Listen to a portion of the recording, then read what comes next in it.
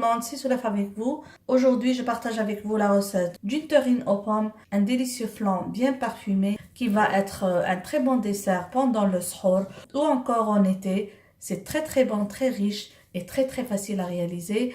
Vous devez vous y prendre à l'avance pour réaliser cette réalisation parce que après cuisson, le flan ou la terrine de pommes doit rester au frais en moins 4 heures. Alors, on va voir ensemble les ingrédients de cette réalisation. Pour la recette d'aujourd'hui, on va avoir besoin de pommes, on va avoir besoin de lait, on va avoir besoin de cassonade pour la préparation de l'appareil du flan.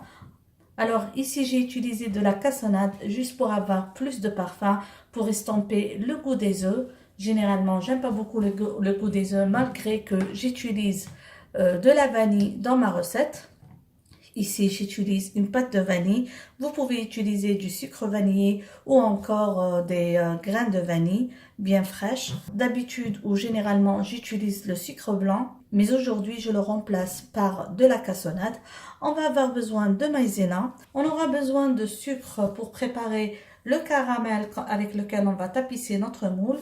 On aura besoin de beurre pour sauter les pommes avant de les intégrer dans notre terrine. Alors directement, on passe à la préparation de cette recette.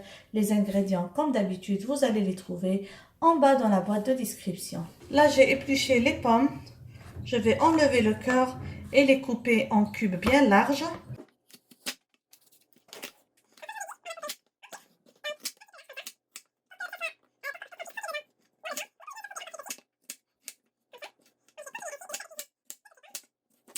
Dans une poêle, je vais faire fondre le beurre. Alors le beurre ici que j'utilise, c'est un beurre demi-sel. Donc je vais faire fondre le beurre et je vais faire revenir les morceaux de pommes dedans jusqu'à ce qu'il soit bien fondant et moelleux. Là que le beurre est complètement fondu, j'introduis les pommes et je vais faire revenir jusqu'à ce que les pommes prennent une belle couleur. En parallèle, je vais faire la cuisson du sucre avec une cuillère à soupe d'eau pour préparer le caramel avec lequel je vais napper mon moule. Comme vous voyez, je continue à faire cuire les pommes, leur donner comme ça une jolie couleur. Le caramel, on va le faire cuire jusqu'à avoir une couleur bien ambrée. Alors comme vous voyez, j'ai une belle couleur du caramel. Je vais directement le placer dans le moule. Donc je vais mettre ça de côté et je vais passer à la préparation de l'appareil du flan.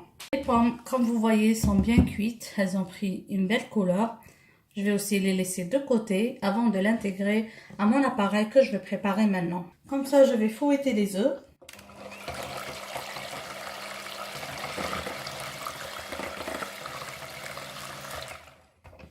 J'introduis à ça le sucre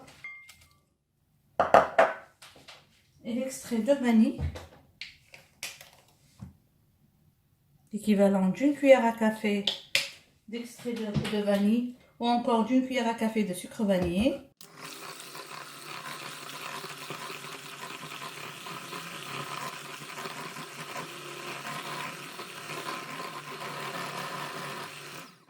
Là, j'ai préchauffé le four à 180 degrés.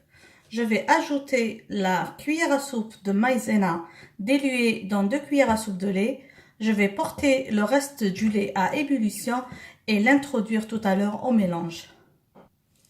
Alors comme ça, je prends une cuillère à soupe bombée de maïzena.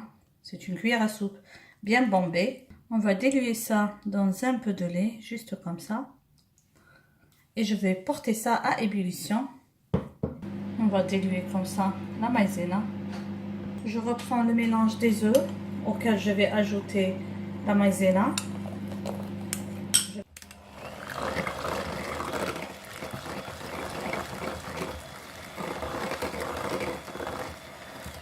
Je reprends le lait bien bouillant et je l'introduis au mélange tout en fouettant.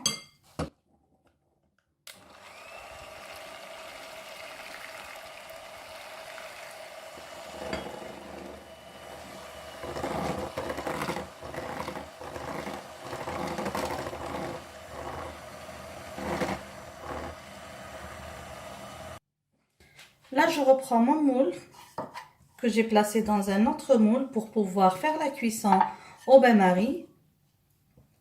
Comme je vous ai dit, le four, je l'ai préchauffé à 180 degrés. Ne vous en faites pas pour la mousse qui est dans notre mélange parce que tout à l'heure, elle va être au top. Et lors de la présentation, on va tourner la terrine.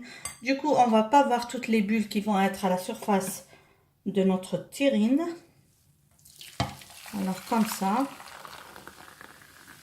Et je reprends les pommes que je vais intégrer tout doucement dans la terrine.